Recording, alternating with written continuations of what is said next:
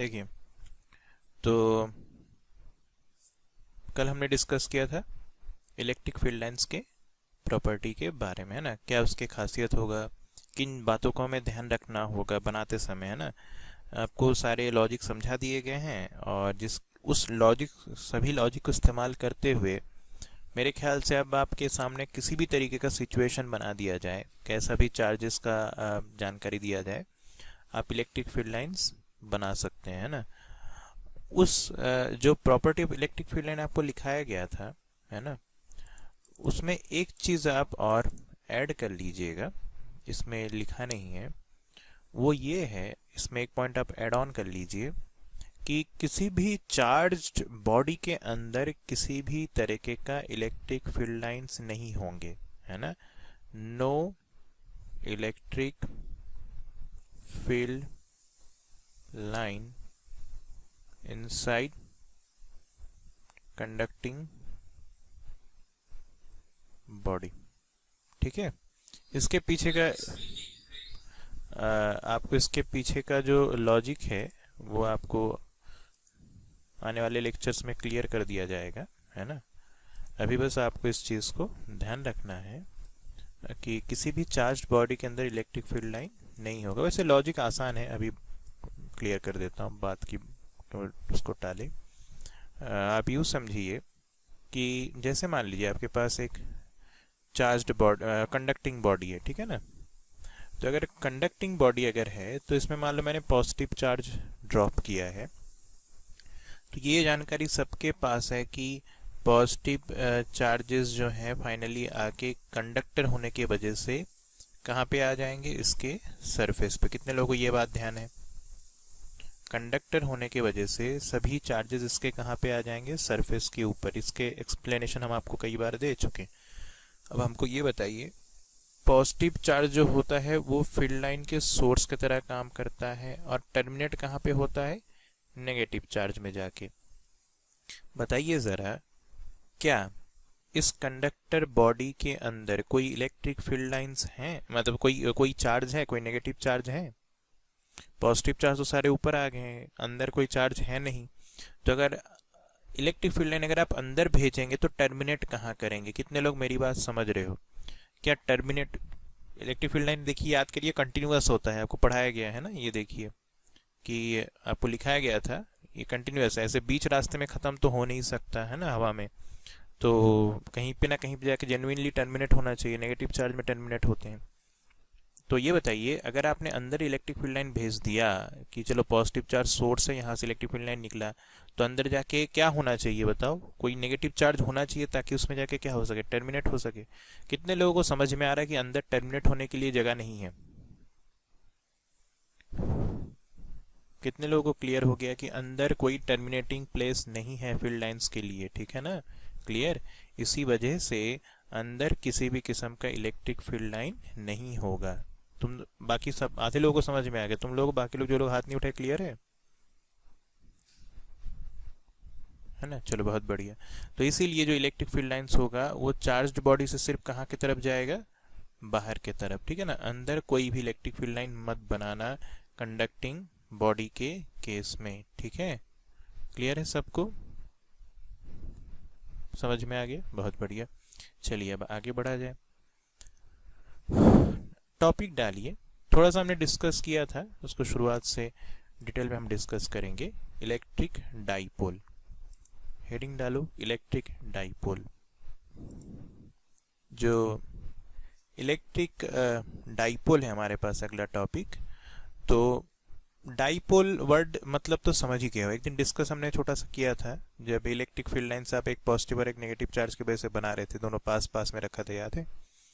तो dipole, die का मतलब आप जानते हैं, दो के लिए हम ये सफिक्स यूज करते हैं डाई, और पोल का मतलब होता है दो ओरिजिन पॉइंट, है ना। एक तरह से इसका मतलब यही होता है, दो सोर्स जहाँ पे हो उसको हम पोल बोलते हैं। जैसे हमारे अर्थ का दो एंड है, मैग्नेटिक के हिसाब से देखोगे तो उस हिसाब से मैग्नेटिक नॉर्थ, मैग्नेटिक साउथ, है ना, या फिर जियोग्राफिकल नॉर्थ, जियोग्राफिकल साउथ। इस तरह से हम पोल, अर्थ भी डाइपोलर है, ठीक है ना, दो ध्रुव है। तो इलेक्ट्रिक डाइपोल एक सेटअप है, पहली बात तो आपको ध्यान रखना होगा, एक सिस्टम है अब सवाल ये कि किस तरीके के सिस्टम को हम इलेक्ट्रिक डाइपोल बोलेंगे, है ना। तो बड़ा एकदम स्पेसिफिक है, जब इन पॉइंट्स को अगर कोई सेटअप जस्टिफाई कर पाएगा तभी उसको आप इलेक्ट्रिक डाइपोल बोलेंगे। अगर इनमें से कोई भी अगर सेटअप जस्टिफाई या पॉइंट नहीं होता है जस्टिफाई, तो उसको हम इलेक्ट्रिक डाइपोल नहीं बोलेंगे, अगर कोई एक भी अगर छूट रहा है तो, है ना। तो इन पॉइंटों में क्या क्या है, सबसे पहले तो आपके पास दो चार्ज होने चाहिए। कितने चार्ज होने चाहिए? दो। अब उन दो के भी खास बात होनी चाहिए, ये दो इक्वल मैग्नीट्यूड का चार्ज होना चाहिए। कैसा होना चाहिए? इक्वल मैग्नीट्यूड, यानी कि दोनों चार्ज की मैग्नीट्यूड एग्जैक्टली सेम होनी चाहिए। कोई भी छोटा बड़ा नहीं एक्सेप्टेबल है ना, थोड़ा भी छोटा बड़ा नहीं, एकदम एग्जैक्टली आइडेंटिकल चार्ज चाहिए हमको मैग्नीट्यूड के सेंस में। इसके बाद दोनों मैग्नीट्यूड वाइज एग्जैक्टली सेम भले ही होना चाहिए, लेकिन दोनों के कैरेक्टरिस्टिक्स एग्जैक्टली ऑपोजिट होनी चाहिए। मतलब इसका पूरे कहानी का मतलब क्या निकला, आपके पास शॉर्ट में कहूं तो two equal and opposite charge चाहिए। Am I clear? यानी कि एक प्लस क्यू चाहिए और दूसरा माइनस क्यू चाहिए। एम आई क्लियर, है ना। तो हमको दो चार्ज चाहिए, एक प्लस क्यू का और दूसरा माइनस क्यू का, यानी कि मैग्नीट्यूड एग्जैक्टली सेम लेकिन दोनों के कैरेक्टरिस्टिक्स एक दूसरे के अलग। इसके अतिरिक्त अगला पॉइंट इन चार्ज के बारे में आपको ध्यान रखना होगा कि ये दोनों के दोनों चार्ज जो होना चाहिए वो पॉइंट चार्ज होना चाहिए। क्या होना चाहिए? Point charge. मतलब आप समझ गए होंगे कि इनके साइज बहुत क्या होनी चाहिए? छोटा। जो इनके फिजिकल अपीयरेंस होना चाहिए वो बहुत छोटा होना चाहिए। ऐसा नहीं कि हम दो फुटबॉल साइज के बॉडी को रख के हम बोले कि दोनों हो सकते हैं ना, दो बड़े बड़े बॉल हो सकते हैं, लोहे का मेटल का बॉल जिसके ऊपर हम चार्ज दिए हुए हों, जैसे वो नहीं फेंकते आप लोग शॉर्ट पुट वगैरह, थ्रो वगैरह आप लोग जो खेलते हो, है ना। तो मान लो आयरन बॉल को हमने चार्ज कर दिया दो अलग अलग, एक को पॉजिटिव और एक नेगेटिव, तो उसको हम डाइपोल के सेंस में नहीं कंसिडर करेंगे, क्योंकि हमने बोल दिया है कि दोनों के फिजिकल जो साइज होना चाहिए वो कैसा होना चाहिए? बहुत ही छोटा होना चाहिए, है ना। पॉइंट चार्ज होना चाहिए सीधे कहूँ तो आपके पास two equal and opposite point charge होना चाहिए। ये पूरा स्टेटमेंट क्लियर हो गया, है ना। We are required to have two equal and opposite point charges. अगला, इन दोनों के बीच का जो सेपरेशन होना चाहिए वो बहुत मामूली होना चाहिए। अब इसका एग्जैक्ट कोई मेजरमेंट नहीं है, पर आप फील समझ सकते हैं कि दोनों के बीच का सेपरेशन बहुत मामूली होना चाहिए, बहुत ही कम होना चाहिए। क्लियर है? तो अगर इस तरीके का आपके पास सेटअप है जहां पे two equal and opposite point charges आपके पास हैं आमने सामने, और दोनों के बीच का जो सेपरेशन है वो बहुत ही कैसा है? मामूली है, तो इस पूरे सेटअप को हम किस नाम से जानेंगे? Electric dipole. कितने लोगों को ये स्टेटमेंट क्लियर हो गया, है ना। तो इलेक्ट्रिक डाइपोल में आप कोई कंफ्यूजन होना नहीं चाहिए किसी को, है ना। तो सीधा सीधा ये है मामला। आप नोट डाउन जब करेंगे तो क्या लिखेंगे इलेक्ट्रिक डाइपोल में कि we are going to have two equal and opposite point charges with very small separation, है ना। दो हमें इक्वल एंड अपोजिट चार्जेस चाहिए और दोनों के बीच का सेपरेशन जो होना चाहिए वो बहुत मामूली होना चाहिए। Am I clear? तो यहां तक का कहानी आपको क्लियर हो गया। इसके नतीजा क्या निकलेगा कि अगर हम ध्यान से देखें तो जो नेट चार्ज हुआ सिस्टम का, मतलब हमने बोला ना इलेक्ट्रिक डाइपोल अपने आप में एक सिस्टम है, ठीक है ना। तो जो टोटल चार्ज हुआ सिस्टम का वो कितना हो गया? 0। कितने लोग समझ रहे हो? अगर तुम्हें ओवरऑल पूरे सेटअप का चार्ज पूछा जाए तो आपके पास दो चार्जेस था, इक्वल मैग्नीट्यूड और अपोजिट कैरेक्टरिस्टिक्स का। तो ओवरऑल सेटअप का नेट चार्ज कितना हो गया? Plus Q plus minus Q, यानी कि 0। Am I clear? ठीक है। तो इफेक्टिव चार्ज जो हुआ आपके सेटअप का वो कितना हो गया? 0। ठीक है ना, है ना। तो इसको आप नोट कर लीजिए। तो डाइपोल के केस में आपने देखा, अगर मैं सिस्टम का नेट चार्ज की बात कहूं तो वो कितना हो रहा है? 0। Plus Q plus minus Q बराबर 0। तो सिस्टम का नेट चार्ज तो 0 है, लेकिन नतीजा बड़ा खूबसूरत है। इलेक्ट्रिक फील्ड के बात अगर हम करें, अभी हम उसको देखने वाले हैं इसके बाद, कि आपको देखने को मिलेगा कि जो इलेक्ट्रिक फील्ड हो रहा है पर्टिकुलर किसी डिस्टेंस पे ड्यू टू इलेक्ट्रिक डाइपोल, वो 0 नहीं होने जा रहा है। वो 0 नहीं होने जा रहा है। मेरे कहने का मतलब ये है, देखो जैसे मान लो आपने एक प्लस क्यू चार्ज रखा हुआ है, ठीक है ना, डाइपोल है, और दूसरा माइनस क्यू। तो अगर मैं कहूं कि ये पूरा जो सेटअप है, जो पूरा सिस्टम है, इसका नेट चार्ज कितना है, आपने जीरो बोल दिया, नेट चार्ज जीरो हो गया, ठीक है ना। मैं ये कह रहा हूं अगर कोई पॉइंट मान लो यहाँ पे P है, हम अभी कैलकुलेट करेंगे, ये P पे जो इलेक्ट्रिक फील्ड इंटेंसिटी आने वाला है ना, ये जीरो नहीं आने वाला है। कितने लोग समझ गए?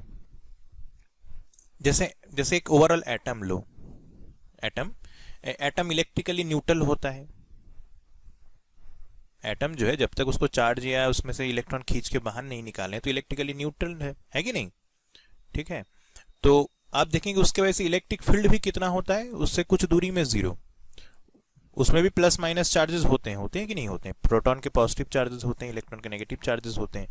तो उसकी वजह से नेट इलेक्ट्रिक चार्ज भी जीरो होता है और उसके वजह से एक पर्टिकुलर डिस्टेंस पे इलेक्ट्रिक फील्ड भी हमें कितना देखने को मिलता है, जीरो। लेकिन जब डाइपोल हम उठाते हैं two equal and opposite charges, तो हमें यह देखने को मिलता है कि इलेक्ट्रिक फील्ड जीरो नहीं होता है अलग अलग जगहों पे। स्पेशल केसेस में कुछ जगहों पे हो सकता है जीरो भी देखने को मिले, वो अलग इशू है ना।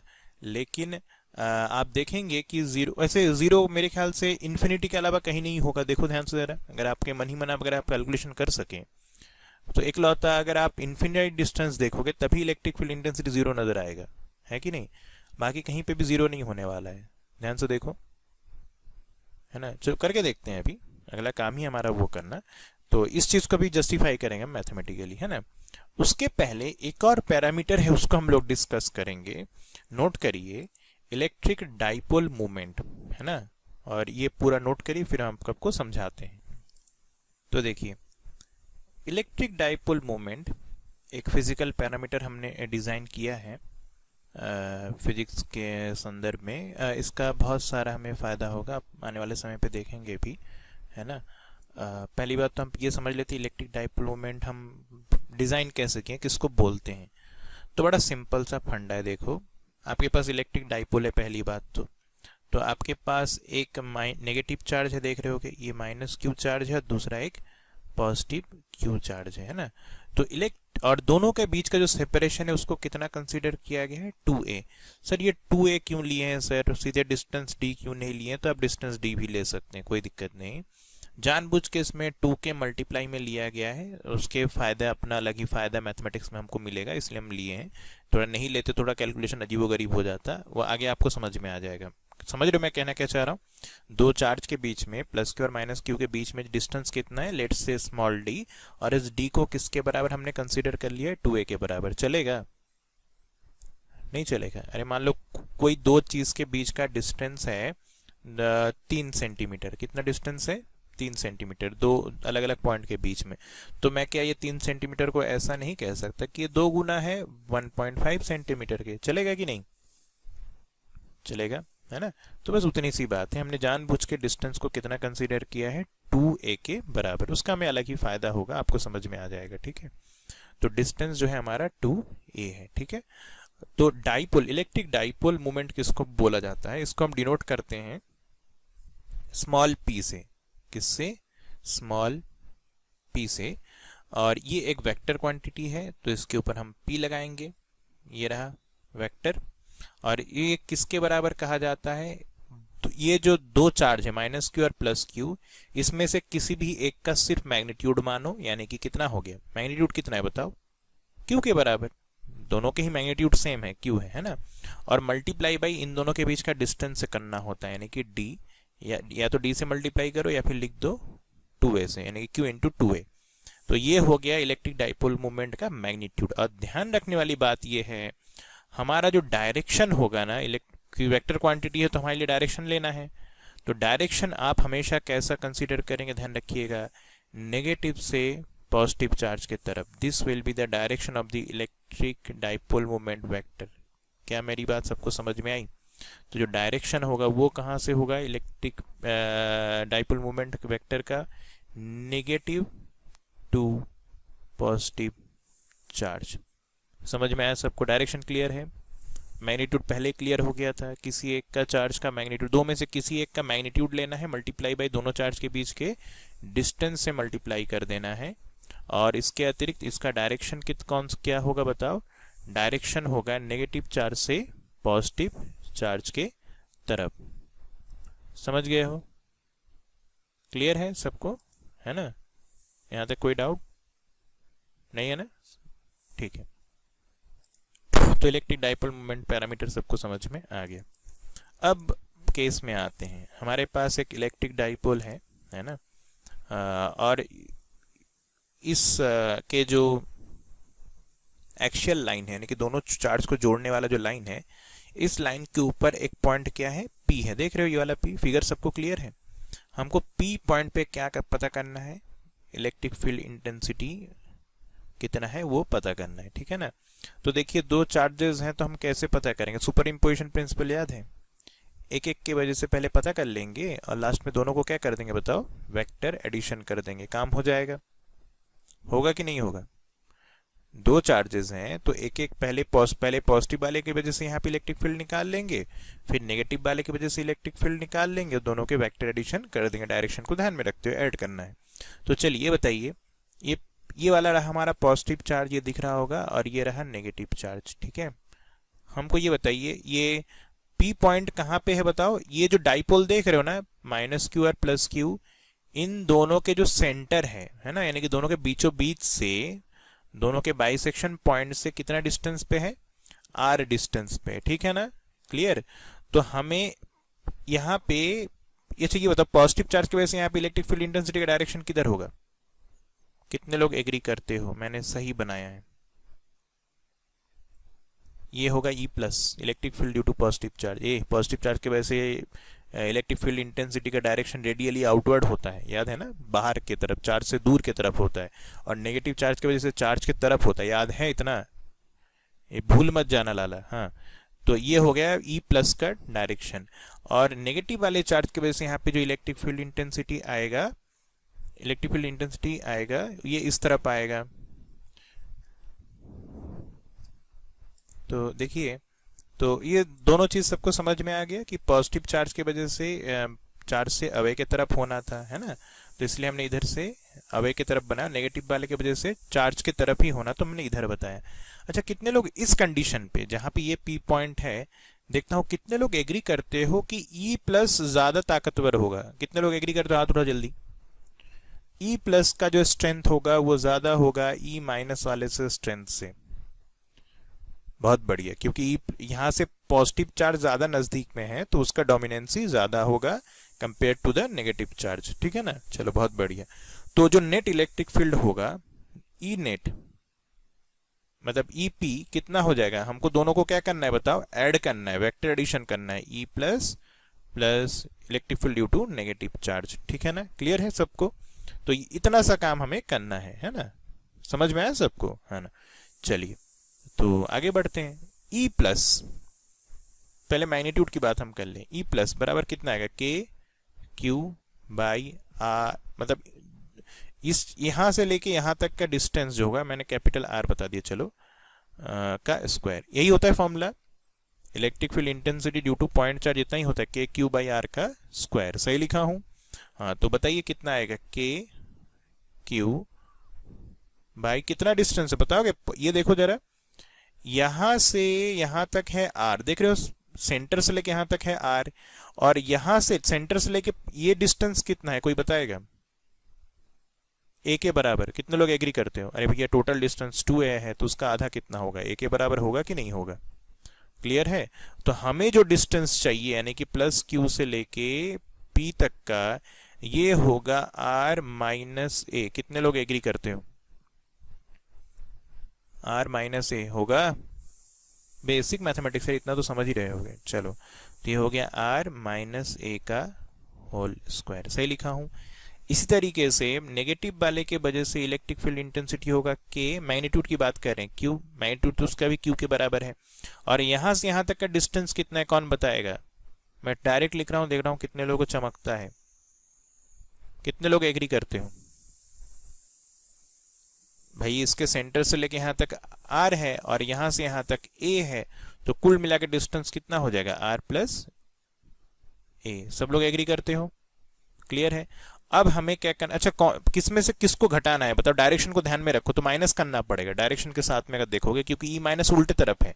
तो ई पी का जो मैग्नीट्यूड होगा वो हो जाएगा E plus minus E minus. क्या मैं सही लिखा हूं?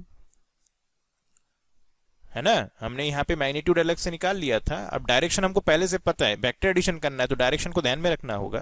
तो उल्टा है तो इसलिए मैंने मैग्नीट्यूड को माइनस कर देनी है। तो कितना आएगा, के क्यू कॉमन ही आ जाएगा डायरेक्ट, और यहाँ पे 1 आर माइनस ए का whole square minus 1 r plus a का होल स्क्वायर। क्या मैंने ठीक लिखा है? इतना ही होगा, है ना।